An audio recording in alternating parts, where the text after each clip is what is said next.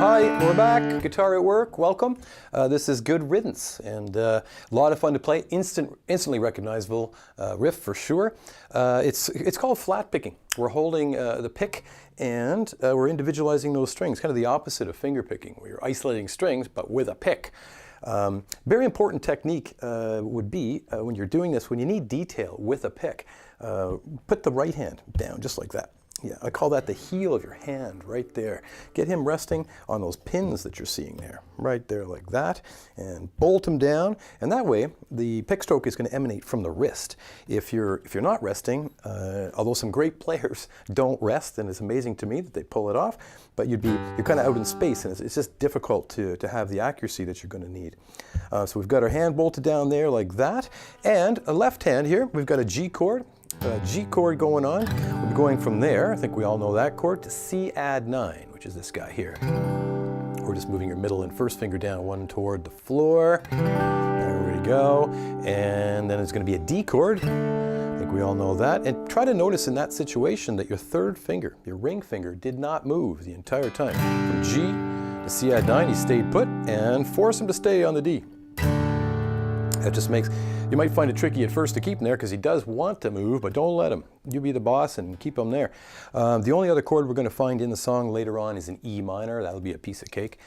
Getting right to the right hand pattern. I've got my G seated here in the left hand and the right hand pattern. Now watch those dots on your sheet. I'm going to play the low E here, the 6th string, then skip one, go to the D string or the 4th string, and then I'm going to go to the B string, like that.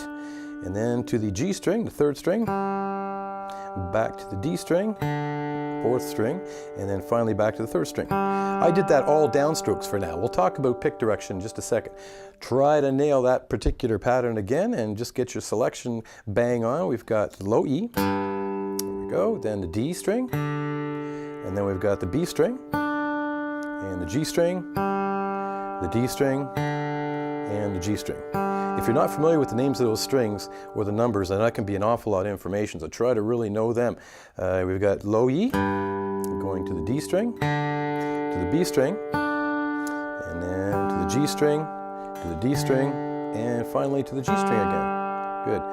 So it'd be a good idea to memorize that, and you'll have to stare at your hand, you'll miss strings here and there. Luckily, if you miss a string, it's not the end of the world because you do have a chord seated here in your left hand.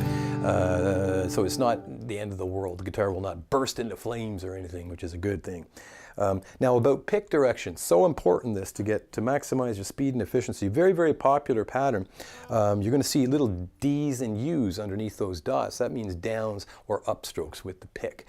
So that should be this. It should be down, down, up, up, down, up.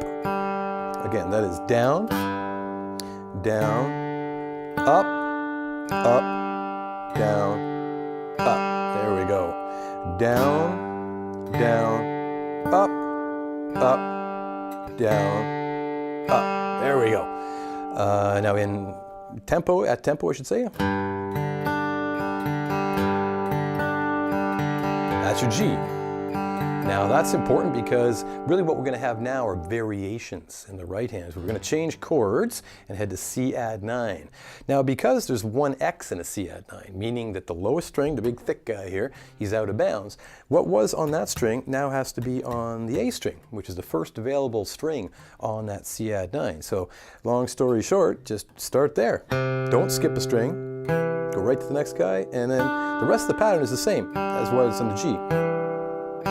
Let's do that again. Here we go on A string, downstroke, downstroke here, and then just like it was on the G chord. The only difference is what once was on the low E for G is now on the A string. So that's not too bad. So again, C add 9 slowly.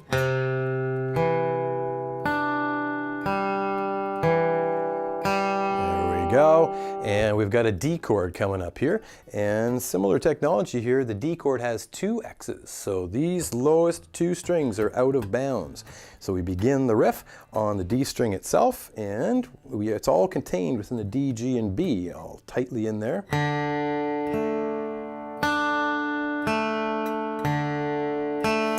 we go. Let's do that again. D,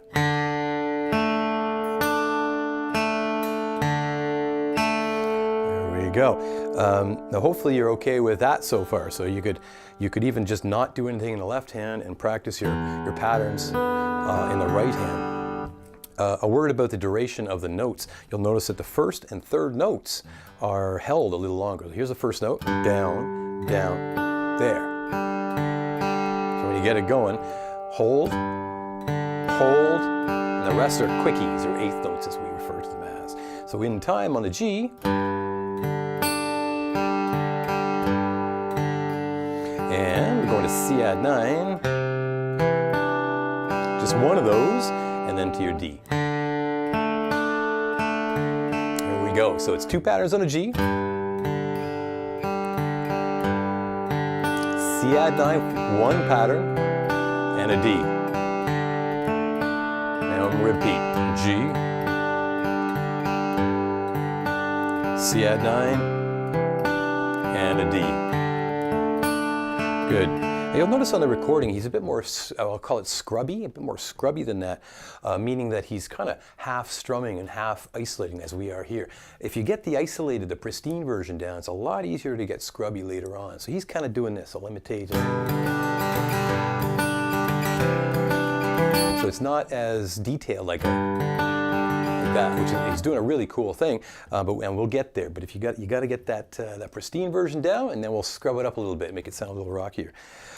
When we hit the end of the first chorus, they go into a full strum, and it's exactly the same right hand pattern in the area of directions, meaning down, down, up. So I'll sit on the G here, down, down, up, down, down, down, up, up, C add 9, down, down, up, D, down, down, up, G, down, down, up, down, down, down, up, C add 9, down, down, up, and a D. Here we go. Right, so you could do the remainder of the songs strumming like that. I did neglect to mention there is an E minor in there, and what do you do pattern-wise? You've got it on your sheet, but the E minor happens in the verse section. It gets the same pattern as you're using for G, so it's the same old thing here on the E minor. There we go. And so stitch all that together, it's going to be G, C add 9, B. And repeat that, this is the verse. C add 9, D. E minor right here. D, C add 9, G, E minor, D, C add 9, and G. That's your verse. I know it's fast and everything, but again, it's relying upon the fact that your right hand is bolted down there, and you got to walk before you run. So at first, take it nice and slowly, and this will really help other songs because you're getting some detail with the pick, for sure. A strumming song that you could mix things up with. You could strum a little bit, and then isolate some of the notes, and we'll get further into that with different songs. So thanks for coming back. Shane here, and we'll see you again soon for the next song. Cheers.